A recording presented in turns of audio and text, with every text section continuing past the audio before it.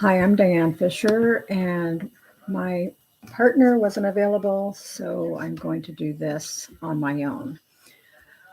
I'm going to be speaking about purchasing private malpractice insurance versus not purchasing private malpractice insurance.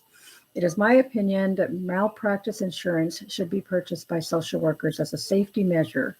It is unpredictable what legal action will arise during the course of practice. As stated by Reamer in 1995, the following claims can be made by a client. Number one, that the social worker shared information without the client's consent. Number two, that the social worker misused their professional privileges, such as confidentiality. Number three, that the social worker broke the vow of confidentiality by making others aware of their personal information. Number four, that the social worker is charging a no-show fee and they were never aware the policy was in place.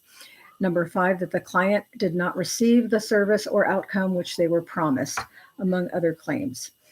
Reardon in 2023 recommends malpractice insurance, but states that the social worker should explore the different coverage options. For example, policy provided by the agency many times have less coverage than if a social worker were to purchase their own coverage. So they should still insure themselves as well. There are several types of policies. There's claim-made coverage. This covers per claim.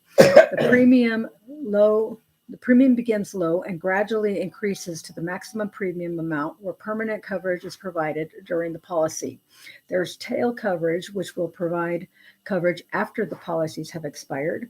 Group policies will cover when working with the group, but not when working in a setting outside of the group. Social workers should research each type of policy before deciding simply on the cost.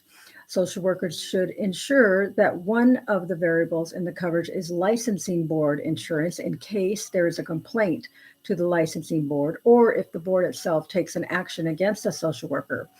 Although social workers are not at a large risk of being sued, a policy should be sought which has a strong interest in specifically covering social workers.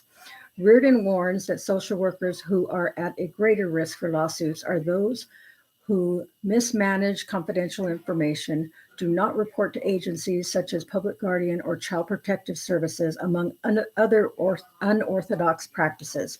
For these reasons, social workers must strongly adhere to the National Association of Social Work, but also purchase malpractice insurance for unpredictable situations.